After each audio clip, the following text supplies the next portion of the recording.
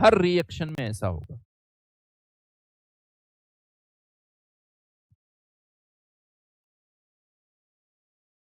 यानी वही रिएक्शन पे डिपेंड करेगा।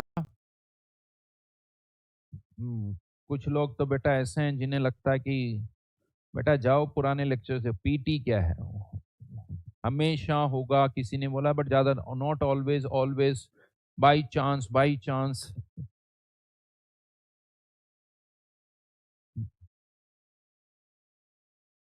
Depends on reaction. इसी रिएक्शन में एस मेरे ख्याल से किसी और में स्टोइकियोमेट्री 1 से ज्यादा हो सकता है। तो बट मैं आपको बता दूं, ये बाई चांस नहीं है, हर रिएक्शन में ऐसा होगा, हर रिएक्शन में ऐसा होगा। क्यों ऐसा होगा उसका लॉजिक दे देता हूं। ये तो मैंने डायरेक्ट ऐसे लिख दिया, बट केपी में आप क्या लिखते हो, पार्शियल प्रेशर। तो अगर मैं आपसे कहूं यहाँ सी का पार्शियल प्रेशर निकालो, तो सी का पार्शियल प्रेशर सी के moles divided by total moles into total pressure. तो ये ए वाली टर्म यहीं कैंसिल आउट होगी, तो पार्शियल प्रेशर ऑफ सी में एक ही टर्म्स भी नहीं आएगी, ना पार्शियल प्रेशर ऑफ बी में आएगी, ना पार्शियल प्रेशर ऑफ ए में आएगी। तो यहाँ पर ये जो हम लिखते हैं केपी का एक्सप्रेशन, यही तो है, partial pressure of B into partial pressure of C into partial pressure of A. इसमें तीनों में एक ही टर्म तो हमेशा ही गायब हो जाएगी, चाहे किसी का कोफिशिएंट 2 हो, किसी का 3 हो, कोई लेना देना। भाई 2 होगा तो क्या होगा, 2a अल्फा होगा, लेकिन a तो तब भी कैंसिल आउट होगा। 3 होगा तो 3 अल्फा हो जाएगा, a तो हमेशा कैंसिल आउट होगा, यानी हमेशा कैंसिल आउट होगा। Got it? समझ में आया लॉजिक मेरा? पहले हाँ या ना में जवाब दो। हमेशा कैंसिल आउट होगा या नहीं होगा? यहां से नहीं समझ में आएगा, वो यहां से नहीं समझ में आएगा, यहां से समझ में आएगा। Partial pressure of C, partial pressure of A, partial pressure of B, सब में ऐसा होगा। तो केपी का एक्सप्रेशन में हमेशा ए वाली टर्म कैंसिल आउट हो जाएगी, केसी में नहीं होगी, केसी में नहीं होगी। तो मैं आपको बताता हूं, बड़ा इंटरेस्टिंग क्वेश्चन बनते हैं यहाँ पर, बहुत इंटरेस्टिंग। गड़बड़ कहां होती है वो भी मैं आपको बताता हूँ। होता क्या है, केपी का क्वेश्चन आता है, अल्फा दे रखा होता है, पीटी दे रखा होता है, अल्फा और पीटी दे रखा होता है, और कहा जाता है कि केपी निकालो। तो मैं उस क्वेश्चन में बोल देता हूं कि यार इनिशियल मोल्स 1 मान लो। मैं बोल देता हूं कि इनिशियल मोल्स 1 मान लो, क्यों? क्योंकि मैं कह देता हूं ए कैंसिल आउट हो जाएगा। अब जनता को क्या लगता है कि सर ने तो केपी, यहां तो मैंने स्टेटमेंट बोला, अब जब कभी केसी का क्वेश्चन आता है, जनता वही कॉन्सेप्ट वहां पे भी लगा देती है कि अच्छा यहां 1 मान ला, तो सर मैंने तो यहां पे भी 1 मान के सोल्व कर लिया। तो वो गड़बड़ हो जाती है। हाँ या ना? तो इसलिए ये ध्यान रखना, केसी वाला केस अलग है, केपी वाला केस अलग है। अब आगे बढ़ रहा हूं, ये पॉइंट हमेशा याद रखना, अभी क्वेश्चन भी करेंगे इसके ऊपर, लेकिन एक और छोटी सी चीज बताता हूं, बड़ी इंटरेस्टिंग होगी। If delta n g is 0, अगर किसी रिएक्शन का डेल्टा एन जी 0 है, तो उसका अल्फा जो है वो केवल टेम्परेचर पर डिपेंड करेगा। समझाता हूं क्या पॉइंट मैं आपको बताना चाह रहा हूं। लेट्स से रिएक्शन है 2HI H2I2, ये कोई रिएक्शन है, ये सभी गैसेस स्टेट में है, all three are in gas state. Initially 1 mole है, 1 माइनस अल्फा, तो इसके अल्फा बाई 2, इसके अल्फा बाई 2 बनेंगे। ठीक है, केपी का एक्सप्रेशन लिखें यहाँ पर, तो alpha by two divided by 1 minus alpha का whole square, total pressure divide by total moles करोगे, total moles 1 minus alpha plus alpha by 2 plus alpha by 2 इसकी पावर 0, तो ये वाली वैल्यू 0 होगी। और एक और चीज कह सकते हो, अगर डेल्टा इन जी 0, तो केपी और केसी बराबर भी होंगे, तो ये केपी का भी एक्सप्रेशन है, केसी का भी एक्सप्रेशन बोल सकते हो, क्योंकि ये टर्म तो वैसे भी 1 हो रही है। अब इस पूरे एक्सप्रेशन में अगर हम देखें, तो यहां पर केवल अल्फा है राइट हैंड साइड में, ना तो कोई वॉल्यूम की टर्म है, ना कोई प्रेशर की टर्म है। मतलब अल्फा तभी चेंज होगा जब केपी चेंज होगा, और केपी तब चेंज होगा जब टेम्परेचर चेंज होगा, इसका मतलब अल्फा भी तभी चेंज होगा जब टेम्परेचर चेंज होगा।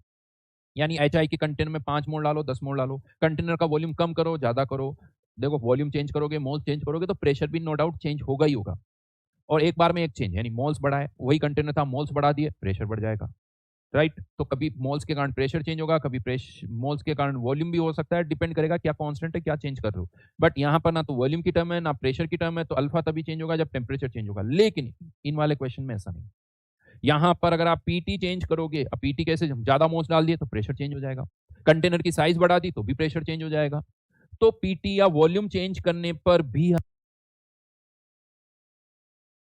अल्फा चेंज होगा। तो रिएक्शन जिनका डेल्टा एन जी 0 होता है, उसका अल्फा केवल टेम्परेचर पर डिपेंड करता है।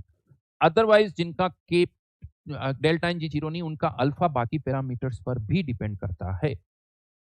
आई थिंक बात समझ में आ गई होगी। ये जो पॉइंट मैं कहना चाह रहा हूं लिख लीजिए, if delta n g 0 alpha depends only on temperature. चलिए आगे बढ़ते हैं, आगे बढ़ते हैं, फटाफट से थोड़ा लिखना बेटा, आगे थोड़ी स्पीड बनानी पड़ेगी। Find Kp for the reaction if PCl5 decomposes 50% at 10 atmosphere. Also find the pressure at which alpha becomes 0.2। दो क्वेश्चन है, एक तो ये बताना है अगर 10 एटमॉस्फेयर प्रेशर पर 50% डिकम्पोज हो रहा है यानी अल्फा 0.5 हो गया तो केपी की वैल्यू निकालो। अल्फा दे रखा है, प्रेशर दे रखा है, केपी निकालना है। हाँ, इनिशियल मोल्स नहीं दे रखे हैं कि PCl5 के इनिशियल मोल्स कितने हैं, क्योंकि वो आपको पता 1 ले सकते हैं, वो 1 ले सकते हैं, राइट। फिर अब आपको क्या करना है, also find the pressure at which it alpha becomes 0.2।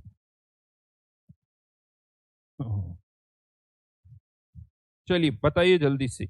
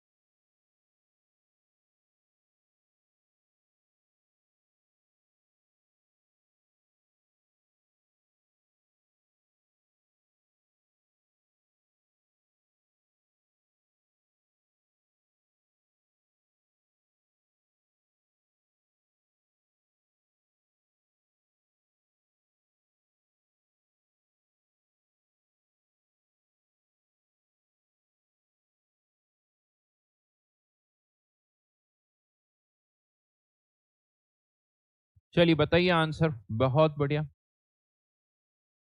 KP की वैल्यू बतानी है।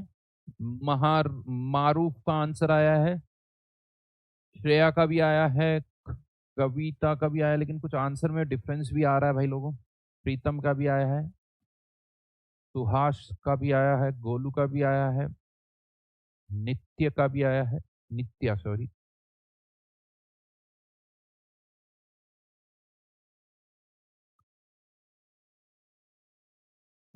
हाँ बेटा, राहुल बेटा बैकलॉग क्लियर नहीं हो रहा, ऐसा लग रहा है कि जैसे मेरे से एक पेड़ पर आम टंगे हुए आम नहीं टूट रहा।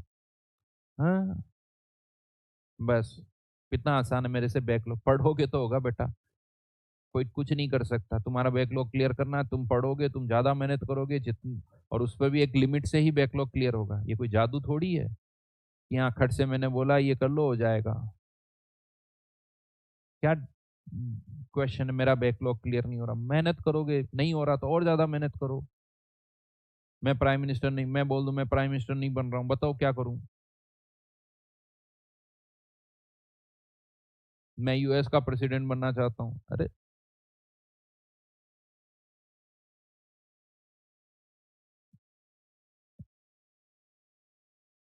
चलिए जी। तो सबसे पहले तो क्या निकालते, केपी। केपी निकालने के लिए 1 - अल्फा, मैंने इनिशियली मोल्स 1 मान लिए, अगर आप ए भी मानोगे तब भी आंसर वही आएगा। अभी हमने बहुत बार इसका अल्फा की टर्म्स में एक्सप्रेशन देखा है, 1 - अल्फा स्क्वायर डिनोमिनेटर में इंटू पीटी, यही आता है। अल्फा दे रखा है, पीटी दे रखा है 0.5 स्क्वायर, 1 - 0.5 का स्क्वायर इंटू 10। तो ये वैल्यू कितनी आ जाएगी, 10/3। केपी की वैल्यू बेटा 10/3 आ रही, बहुत सारी जनता ने कुछ और निकाला है। KP इज 10/3, ये सामने सामने देख लीजिए, सब कुछ लिखा हुआ है। अल्फा की वैल्यू 0.5 पुट करोगे तो ये 0.25 हो जाएगा, और ये 1 माइनस 0.25 तो 0.75 हो जाएगा। तो अल्फा इज 10/3। एक पार्ट यहाँ कंप्लीट हो गया। हाँ, प्रेशर चेंज करने पर केपी में कोई चेंज नहीं होगा, तो केपी तो जो है 10/3 रहेगा। केपी वही है, फिर से हमने वही एक्सप्रेशन यूज किया, लेकिन इस बार हमें पीटी फाइंड आउट करना है जब अल्फा कितना हो जाए 0.2, यानी 20% भी बोल सकते हैं। तो 0.2 का स्क्वायर 0.04, 0.2 मतलब 1 माइनस 0.2 का स्क्वायर पीटी, ये आंसर आ जाए।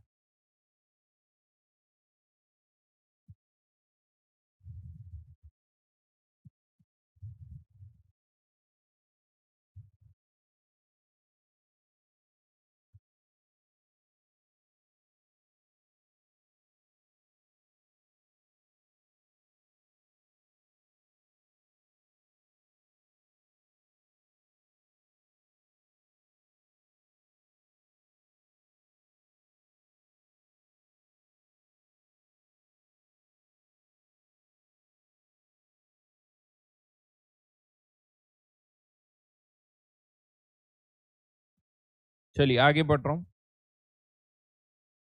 हाँ जी,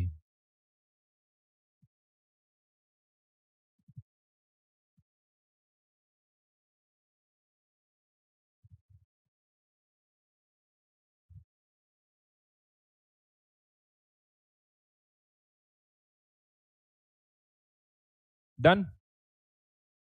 सर हाँ, एटमॉस्फेयर में आना चाहिए ना। एटमॉस्फेयर, अच्छा यहाँ गड़बड़ लिखा हुआ है। टोर नहीं है बेटा, एटमॉस्फेयर। बिल्कुल सही पकड़े हो आप, बिल्कुल सही पकड़े हो। एटमॉस्फेयर आएगा, टोर नहीं आएगा। तो इस चैप्टर का दो पार्ट थे, उसमें से एक मेजर पार्ट कंप्लीट हो चुका है। अब कोई भी रिएक्शन है तो उसमें उस प्रोडक्ट की कंसंट्रेशन कितनी होगी, रिएक्टेंट की कितनी होगी, अल्फा कितना होगा, ये सब हम बता सकते हैं, ये सब हम बता सकते हैं। ठीक है जी। लेकिन अब अगर मान लो मुझे किसी रिएक्शन का अल्फा बढ़ाना है या कम करना, मैं चाहता हूं यार रिएक्शन 30% हो रही है, 70% हो, 70% हो रही है, 30% हो, तो कैसे किसी रिएक्शन का अल्फा बढ़ा सकते हैं, कैसे कम कर सकते हैं, किसी रिएक्शन को कैसे फॉरवर्ड में लेके जाए, कैसे बैकवर्ड में लेके जाए, ये अब हमें यहाँ पर नोट चेक करना है। तो इसके लिए दो तरीके हैं, इसके दो तरीके हैं कि अगर मैं चाहता हूं कि यार ये रिएक्शन 30% हो रही है, 70% हो, तो क्या करना चाहिए। क्या प्रेशर वॉल्यूम टेम्परेचर में चेंज करने से ऐसा हो सकता है? यस, हो सकता है। इस रिएक्शन का अल्फा डिपेंड करता है प्रेशर वॉल्यूम टेम्परेचर पर। तो कैसे हम इनको चेंज करके अल्फा बढ़ा सकते हैं, कम कर सकते हैं, तो ये इसके दो तरीके हैं। एक तो सिंपली केसी और केसी के मैथमेटिकल एक्सप्रेशन से भी हम बता सकते हैं कि क्या होना चाहिए। जैसे इस क्वेश्चन के अंदर मैं थोड़ा सा आपको हिंट दे सकता हूँ कि जैसे जैसे पीटी बढ़ता है तो अल्फा कम होता है। यानी अगर मुझे अल्फा बढ़ाना है, क्योंकि देखो प्रोडक्ट कांस्टेंट है, प्रेशर चेंज करने से केपी चेंज नहीं होगा, तो अगर मैं पीटी कम करूंगा तो अल्फा बढ़ेगा, अल्फा कम करना है तो पीटी को बढ़ाना पड़ेगा। तो इस तरह से मैथमेटिकली भी हम बता सकते हैं, लेकिन इसी का एक दूसरा तरीका भी है, ली शेटेलियर प्रिंसिपल। ली शेटेलियर ने इसी मैथमेटिकल चीज को एक अलग तरह से प्रेजेंट किया है। बात वही करता है, वो बात वही बताता है, लेकिन उसको प्रेजेंट करने का तरीका अलग है। जिनकी मैथमेटिक्स थोड़ी कमजोर होती है तो उनको यहाँ प्रॉब्लम होती है, सर ये बढ़ रहा है, ये कम हो रहा है, तो ये कैसे बढ़ेगा, ये थोड़ी बहुत तो, वैसे तो हम मैथ्स वाले हैं तो हमें ये प्रॉब्लम नहीं होनी चाहिए, बट फिर भी थोड़ी होती है। तो ली शटल ने उसी चीज को थोड़ा सा लैंग्वेज की फॉर्म में प्रेजेंट कर दिया अलग तरह से, जिससे क्या होता है वो बातें थोड़ी अच्छी तरह से समझ में आ जाती है। राइट। तो कैसे करेंगे वो मैं बताऊंगा, लेकिन कुछ महान इंसान यहाँ पर है, यहाँ पर अब मैं क्या बोलूं फिर वापस कि सर 0.25 कैसे आया, अब क्या बोलूं उनको। यहाँ पर सब लिखा हुआ है, 0.5 का स्क्वायर बेटा 0.25 होता है, लेकिन उन्हें लगता है कि सर ये भी आप बताओ कि 0.25 कैसे आया। वो हम ये नहीं पता कर सकते, हम तो अभी 6-7 क्लास के बच्चे हैं कि 0.5 का स्क्वायर 0.25 होता है, ये भी सर आपको बताना पड़ेगा। सब मुझे बताना पड़ेगा, हम थोड़ी करके आते हैं सर, हम तो बस आपकी क्लास में आते हैं, बस यही करते हैं। हमें तो ये भी समझाओ आप, फिर ये सॉल्व कैसे हुआ ये भी बताओ, ये कैसे लिख दिया आपने, इससे ये आंसर कैसे आ गया, ये 24 कैसे आ गया सर, ये भी आप बताओ। हैं? चलिए, तो हेडिंग डाल दीजिए ली शेटेलियर प्रिंसिपल। पहले इसका स्टेटमेंट लिखो। If a system at equilibrium, if a system at equilibrium is subjected, if a system at equilibrium, इन नहीं है, is subjected to a change in any one of the parameters like moles, volume, temperature, etc., the system try to nullify, compensate that change as far as possible.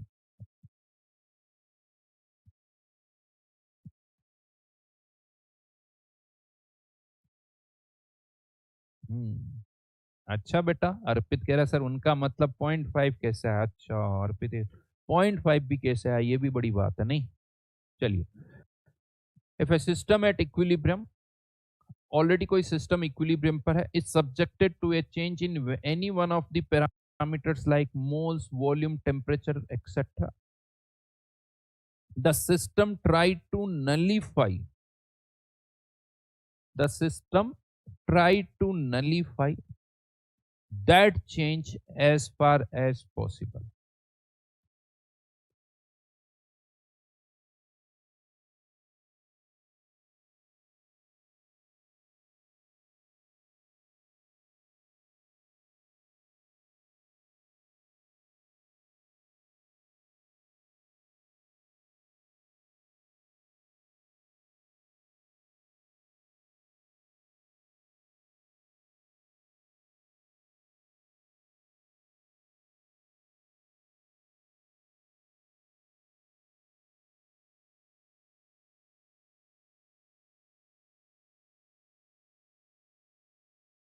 समझाऊंगा, इसका मतलब समझाऊंगा, but इसमें ध्यान रखना, ऑलरेडी कोई सिस्टम इक्विलिब्रियम पर है, ये लाइन ध्यान रखा, ऑलरेडी इक्विलिब्रियम पर है, अब उसमें हम कोई चेंज कर रहे हैं, any one of the parameters like moles, volume, temperature, the system try to nullify, वो सिस्टम क्या करता है, try to nullify that change, यानी जो भी आप चेंज कर रहे हो उसको वो नलीफाई करने की, अपोज करता है, ये सबकी आदत होती है नेचुरली, है ना। किसी को मान लो कोई यहाँ खड़ा और उसको लग रहा है अब मैं यहाँ खड़ा हो जाता हूँ, उसका मन कर रहा है, लेकिन अगर किसी ने कह दिया ना अब क्यों जाऊँ, अब नहीं जाऊंगा साहब, तुमने कह दिया ना अब नहीं जाऊंगा, तो किसी और को हम अपोज करते हैं साहब। Resistance to change, moment of inertia, ये सब एक ही चीजें हैं, वही यहां पर भी। तो nullify that change as far as possible, but मैं आपको बता दूं, नॉर्मली अगर आप बुक्स में देखोगे ना ली शेटिलर प्रिंसिपल, तो ये लास्ट वाली लाइन नहीं होती, ये लास्ट वाली लाइन मतलब ये सेंटेंस मिसिंग होता है, लेकिन ये सेंटेंस बहुत जरूरी है इसके अंदर। अगर ये सेंटेंस हटा दूं ना तो बहुत सारे स्टूडेंट्स जो है इसको गलत इंटरप्रेट करेंगे, तो ये मैंने अपने इच्छा से लगाया as far as possible.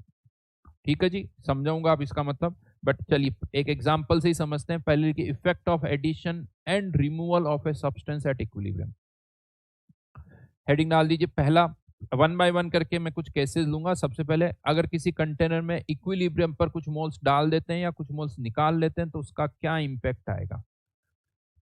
Heading डालिए फटाफट से। हाँ, अजय झा ने बहुत सही कहा है कि उनके हिसाब से कंप्लीट नलीफाई कर देता है, जो कि गलत स्टेटमेंट है, बिल्कुल सही कहा। तो अगर मैं ये यहाँ से ना एज फार एज हटा दूं तो इससे फील आता है कि system try to nullify that change, इससे फील ये आता है कि पूरा नलीफाई कर देगा, लेकिन पूरा नलीफाई करे ये कोई जरूरी नहीं है।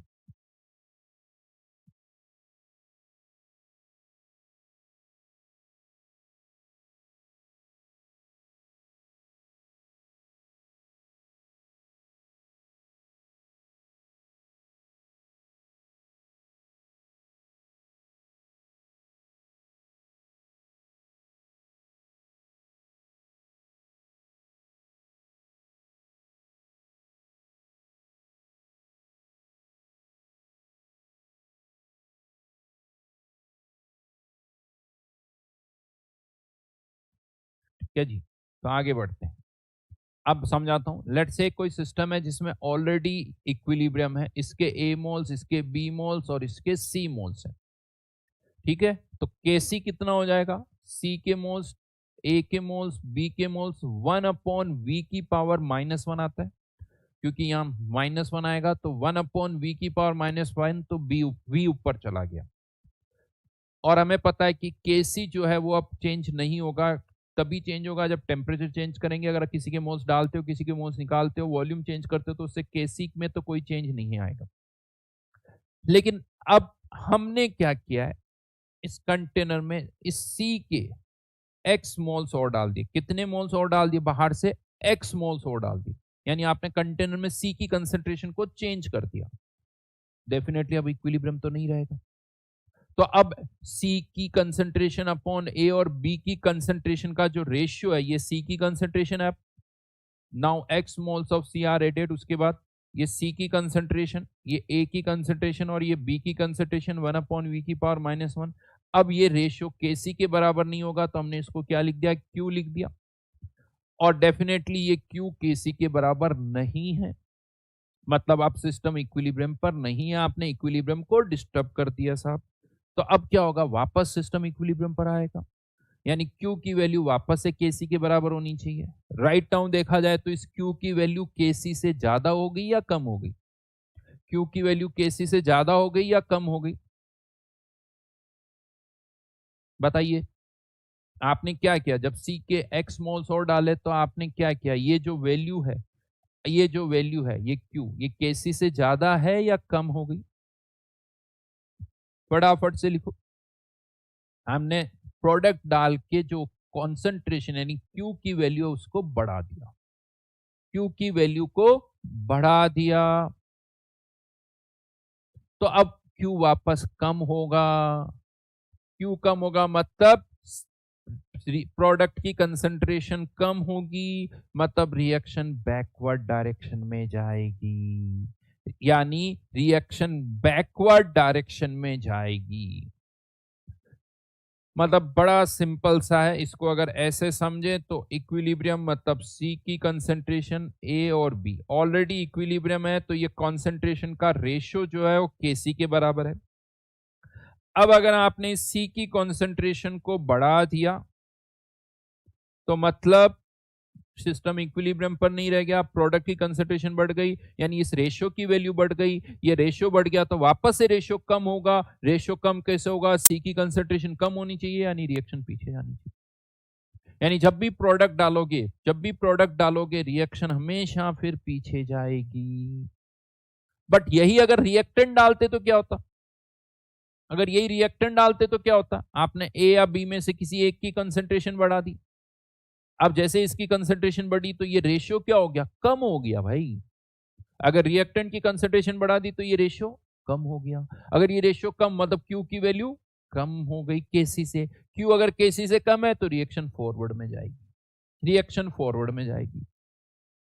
यानी सिंपल वर्ड्स, रिएक्टेंट डालोगे, ऑलरेडी सिस्टम इक्विलिब्रियम पर है, ध्यान रखना ऑलरेडी सिस्टम इक्विलिब्रियम पर है, मतलब ना फॉरवर्ड जा रहा ना बैकवर्ड जा रहा। लेकिन अब अगर आपने रिएक्टेंट डाला तो रिएक्शन फॉरवर्ड हो जाएगी, प्रोडक्ट डाला तो रिएक्शन बैकवर्ड हो जाएगी। ये सब कुछ मैथमेटिकल है। अब हो सकता है वो तो सर ये क्या फॉरवर्ड बैकवर्ड, तो बेटा सिंपल मैथमेटिक्स है या इंजीनियरिंग दिमाग है, तो ये बहुत आसानी से समझ में आना चाहिए। छोटी सी चीजें कि किसका क्या इंपैक्ट होगा, कौन सी वैल्यू किसके कारण बढ़ती है, फिर कम करनी है तो किसको कम करना है, ये सारी बातें समझ में आनी चाहिए। सिंपल मैथमेटिक्स है, दिमाग चारों एंगल से काम करना चाहिए। हाँ, लेकिन वही वाली बात है कि फिर से सर नहीं समझ में आ रहा, तो भैया फिर उनके लिए ली शेटलर प्रिंसिपल है। बट ली शेटलर ने फिर जो कहा वो है भैया, उसके अकॉर्डिंग सोचो। अब आप जो ली शेटलर ने ऐसा क्यों कहा, तो उसका लॉजिक फिर मैथमेटिकली आएगा। ली शेटलर का भी सपोर्ट कहाँ से आता है, ली शेटलर अपनी बातों को जस्टिफाई कैसे करता है, मैथमेटिक्स के थ्रू ही करता है। ठीक है जी, तो अब यहाँ पर देखते हैं, देखें ली शेटलर इसी चीज को कैसे समझाता, तो वो बड़ा सिंपल सा कहता है कि आपने क्या किया, कंटेनर में सी के मोल्स डाले, इसका मतलब आप सी के मोल्स को बढ़ाना चाहते हो, सीधी सी बात है, सी को फेवर कर रहे हो भाई। कंटेनर में सी के मोल्स थे लेकिन और आप बढ़ाना चाहते हो, मतलब आप सी को फेवर कर रहे हो। तो अगर आप सी के मोल्स बढ़ा रहे हो तो सिस्टम आपको अपोज करेगा, सिस्टम आपको अपोज करेगा, तो वो क्या करेगा, वो सी के मोल्स को कम करना चाहेगा। अब वो सी के मोल्स को कम कैसे करे? मतलब आपने बाहर से सी के मोल्स डाले तो क्या, मतलब आपने एक साइड में कंटेनर्स में सी के मोल्स डाले तो क्या वो निकाल के फेंक दे दूसरी तरफ? नहीं, सिस्टम बड़ा समझदार है, वो डायरेक्ट पंगा नहीं लेता है। डायरेक्ट पंगा नहीं लेता है भैया, वो ऐसे पंगा लेगा कि आप कुछ कर भी नहीं पाओगे, पता भी नहीं चलेगा कि पंगा ले रहा नहीं है। वो क्या करता है, अगर आप सी के मोल्स डालोगे तो उसे अब सी के मोल्स तो कम करने हैं, तो वो क्या करेगा, रिएक्शन को पीछे लेके चला जाएगा जिससे सी के मोल्स कम हो जाए। हाँ, इसके लिए उसको ए और बी के बढ़ाने पड़ेगा, वो चलेगा, बट आपको अपोज करेगा, वो आपको अपोज करेगा। दुश्मनी आपसे है, दुश्मनी आपसे है। तो आप सी के मोल्स बढ़ा रहे हो तो वो कहेगा देखो बढ़ा के देखो। हाँ बट ठीक है भैया, कह सकते हो कि पूरा ज्यादा पंगा तो ले नहीं सकता, थोड़ा बहुत कर पाएगा, जितना कुछ कर पाएगा, कुछ नहीं भी कर पाएगा। ऐसा नहीं कि 100% कम कर देगा, क्या आपने एक्स मोल डाले तो एक्स केस कम कर देगा, ये कोई जरूरी नहीं, कम करने की कोशिश करेगा। तो इसीलिए प्रोडक्ट डालोगे फॉरवर्ड चला, सॉरी रिएक्टेंट डालोगे तो फॉरवर्ड में जाएगा, प्रोडक्ट डालोगे तो बैकवर्ड में जाएगा, राइट। जो आप डालोगे उसके मोल्स वापस कम होंगे, दैट्स इट। समझ में आ गई मेरी बात? तो लिख लो एक चाहे तो स्टेटमेंट लिखवा देता हूं। ये तो ऑलरेडी पता है, Q अगर KC से ज्यादा होता है क्या होता है, Q अगर KC से कम होता तो ये पहले से पता है, लेकिन एक बार फिर से मैंने लिख दिया क्योंकि बहुत सारी जनता ना, उन्हें शॉर्ट टर्म मेमोरी लॉस वाली केसेस में उनको पता ही नहीं होता कि सर ने पहले क्या पढ़ा है। ये सब पहले 2 लाइनें लिखी हुई है, तीसरी और चौथी लाइन आप लिख लो। Addition of reactants at equilibrium favours forward reaction, addition of products at equilibrium favours backward reaction. हाँ, कितना कम करेगा ये भी सब पता चलेगा बेटा, ये भी सब पता चलेगा। पहले ये तो समझ जाओ कि कम करेगा, फिर दूसरा ये भी समझ जाओ कि पूरा करे ये जरूरी नहीं है, फिर तीसरी स्टेप आएगी कि कितना करेगा। चिंता मत करो बेटा, सब बता। फिर बेटा फाइनली क्यू की वैल्यू केसी के बराबर हो ही जाएगी। अगर क्यू केसी के बराबर नहीं है तो इक्विलिब्रियम नहीं है, फिर धीरे धीरे वापस क्यू की वैल्यू केसी के बराबर आएगी, फिर इक्विलिब्रियम आ जाएगा। बेटा सुमित बुप्पाल जी, ढंग के कमेंट करोगे तो सबके कमेंट रीड होंगे, नहीं करोगे तो नहीं होंगे, बहुत सारे स्टूडेंट्स होते हैं। तो ये थोड़ा ऊपर बढ़ो, आईआईटी करने जा रहे हो, थोड़ा अपनी लेवल को बढ़ाओ। अच्छा, लेकिन इसमें एक चीज आपको बता दूं, अगर कोई मान लो सी सॉलिड है और उसके मोल्स आप डाल रहे हो, फिर कुछ नहीं होगा। उन्हीं के मोल्स डालने से या निकालने से चेंज होगा जो केसी के एक्सप्रेशन में आ रहे हैं। Right now A B C सब आ रहे हैं इसीलिए इंपैक्ट आ रहा है, बट मान लो मैं कह दूं ए सॉलिड है, ए आई सॉलिड, तो फिर केसी के एक्सप्रेशन में ए तो आएगा नहीं, फिर यहाँ पर ए नहीं आएगा, तो फिर ए के मोल्स बढ़ा दो कम कर दो, ये वैल्यू तो चेंज ही नहीं होगी। क्यों? तो अभी भी केसी के बराबर रहेगा। क्यों? क्योंकि ए के मोल्स चेंज किए, सी की वही है, बी की भी वही है, तो अभी भी ये कंसंट्रेशन का रेशियो केसी के बराबर है, तो कुछ भी इंपैक्ट नहीं आएगा। ठीक है, तो ये ध्यान रखना इस चीज को। जैसे वैसे लिखिए, एग्जाम्पल भी है यहाँ पर, H2 gas sulphur solid H2S है, इसका केसी का expression H2S gas upon H2। अब अगर आप सल्फर सॉलिड कितना और भी डालते जाओ कुछ नहीं होने वाला, कुछ नहीं होगा। हाँ, लेकिन H2 डालोगे तो फॉरवर्ड में जाएगी, H2S डालोगे बैकवर्ड में आएगी। लिख लेना।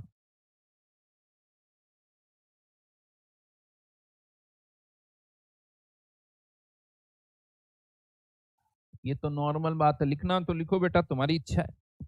कुछ लोगों का हर एक का अपना अपना नॉर्मल होता नहीं। बेटा सात्विक रिएक्शन हमेशा इक्विलिब्रियम पर एंड होगी, हर चीज हमेशा इक्विलिब्रियम पर ही एंड होती है। रिएक्शन क्वोशिएंट ही और क्या है, क्यू इज रिएक्शन क्वोशिएंट। हाँ, अब आ जाता, is effect compensated completely, is effect compensated completely, क्या इफेक्ट 100% कंपनसेट होगा? चलिए देखते हैं, यहां पर एक क्वेश्चन है, इसी का जवाब भी देखते हैं। यहां पर इसका जवाब भी देखते हैं, क्वेश्चन भी लिख लेना मान लेते हैं ऑलरेडी इक्विलिब्रियम पर इसके ए मोल्स, इसके बी मोल्स और इसके सी मोल्स है। इक्विलिब्रियम कांस्टेंट के सी क्या हो जाएगा, C upon A into B into V, 1/v की पावर -1 दिया जाएगा। Now x moles of C are added, ये हो गया। अब ध्यान रखना, अगर ये इम्पैक्ट यानी ये इफेक्ट जो भी ये चेंज आप कर रहे हो वो 100% कंपनसेट हो जाता है, अगर आपने एक्स मोल डाले और एक्स के एक्स मोल्स पीछे आ गए तो इसकी कंसंट्रेशन तो जो सी थी वही हो गई, राइट, सी थी वही हो गई। इसकी क्या हो जाएगी, एक्स मोल बन गए, इसके भी एक्स। तो अब फाइनली कंटेनर में इसके मोल्स कितने हो गए, ए प्लस एक्स, इसके कितने हो गए, बी प्लस एक्स और इसके सी। बट क्या ये इक्विलिब्रियम है, क्या ये इक्विलिब्रियम है, चलिए देखते हैं। तो इक्विलिब्रियम है या नहीं, तो क्यू निकालेंगे। किसी भी टाइम पर कॉन्सेंट्रेशन का जब रेशियो लेते हैं तो उसको हम क्या बोल देते हैं, क्यू, रिएक्शन क्वोशेंट, ठीक है। तो सी की कंसेंट्रेशन सी, ए की concentration A plus B, B की concentration B plus x, 1/v की पावर -1। अब आप इसको कंपेयर करो इससे, इससे कंपेयर करो, v की जगह v है, c की जगह c है, लेकिन यहाँ a इंटू बी है, यहाँ a प्लस बी हो रही, यानी ये वैल्यू तो kc से कम हो गई भाई, q इज लेस देन। जबकि जब आपने इसके x मोल डाले थे, यहां पर वापस दिखा रहा हूं, यहां पर वापस दिखा रहा हूं, यहां पर जब आपने इसके x मोल्स डाले थे तो ये q की वैल्यू kc से ज्यादा हो गई थी, यानी यहां पर इस सिचुएशन पर जो Q था वो Kc से ज्यादा हो गया था, इसीलिए रिएक्शन पीछे जा रही थी। लेकिन अगर वो 100% पीछे चली गई, यानी इफेक्ट पूरा कंपनसेट हो गया, तो Q की वैल्यू Kc से कम हो गई। जबकि ऐसा हो, यानी Q जो है, इसको ऐसे समझना, एक लाइन बनाता हूं, पहले इक्विलिब्रियम था तो Q और Kc बराबर थे, ठीक है, इसी लाइन पर थे। अब जैसे ही आपने C के मोल्स डाले, Q की वैल्यू Kc से ज्यादा हो गई, C के x मोल डालने पर Q की वैल्यू जो पहले Kc के बराबर थी ज्यादा हो गई। देखो Kc फिक्स है, Kc चेंज हो ही नहीं रहा है, Q चेंज हो रहा है, ये ध्यान रखना। और इक्विलिब्रियम पर Q Kc के बराबर होगा, चेंज क्या हो सकता है, Q चेंज हो सकता है, वो फिक्स नहीं है, किसी भी टाइम पर Q निकाल सकते हो। Kc जब इक्विलिब्रियम आएगा तो जैसे ही आपने C के C मोल डाले, Q की वैल्यू बढ़ गई, लेकिन अब वापस धीरे धीरे Q की वैल्यू कम होगी, कम होगी, लेकिन जैसे ही Q की वैल्यू Kc के बराबर आ जाएगी, इक्विलिब्रियम आ जाएगा। तो ऐसा थोड़ी Q की वैल्यू Kc कम होती जा रही तो अरे सर भूल गया था मैं, तो Q है ना कि सर Kc से, यानी Q जो है वो धीरे धीरे किसकी ओर जा रहा है, Kc, बट यहाँ आते भूल गया और वो नीचे चला गया, ऐसा कभी नहीं होगा, यहीं आके रुक जाएगा। यानी एक्स मोल पूरे रिएक्ट करेंगे उससे पहले ही वो रुक जाएगा, उससे पहले ही वापस इक्विलिब्रियम आ जाएगा। दैट इज द आंसर, मतलब इफेक्ट 100% कंपनसेट नहीं होगा, नहीं होगा। अभी बहुत सारी बातें बताऊंगा इसमें, अभी बहुत सारी बातें बताऊंगा। उसका बड़ा सिंपल सा, इसको अगर सोचो तो क्या हुआ, अगर सी की कंसेंट्रेशन वही आ गई जो पहले थी, तो मतलब इसमें तो कोई चेंज हुआ ही नहीं। लेकिन अगर सी के मोल्स पूरे रिएक्ट कर गए तो ए और बी के तो बढ़ जाएंगे साहब, ए और बी के जो इक्विलिब्रियम पे था उसका बढ़ गया, तो ये इक्विलिब्रियम पर नहीं होगा, ये इक्विलिब्रियम नहीं आएगा। तो इसका मतलब क्या ऐसा कहते हैं कि किसी भी रिएक्शन में इफेक्ट 100% कंपनसेट नहीं होता है? क्या किसी रिएक्शन में इफेक्ट 100% कंपनसेट होता है क्या?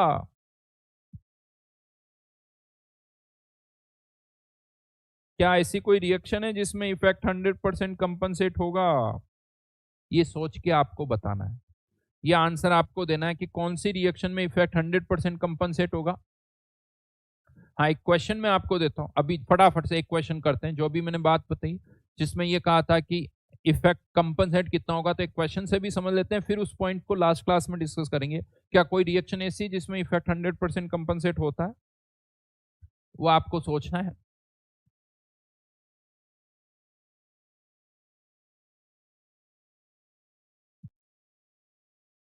उससे लेकिन एक क्वेश्चन ये फटाफट से कर लो। The number of moles at equilibrium was found to be 4, 4, 2 and 8 respectively in a 1 litre container. यानी ये कंटेनर में ऑलरेडी इक्विलिब्रियम है, ए बी सी डी के मोल्स दे रखे हैं 4, 4, 2, 8।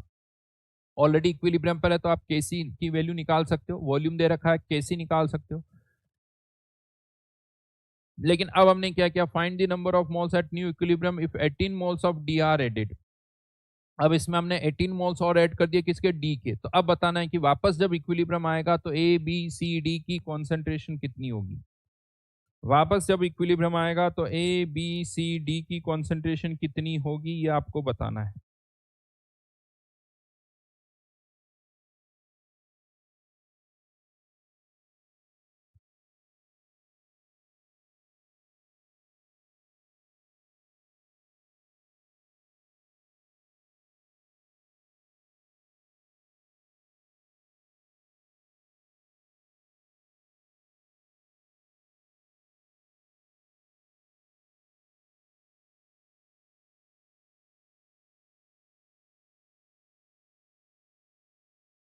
जल्दी से बताओ, आसान क्वेश्चन है, कर सकते हो।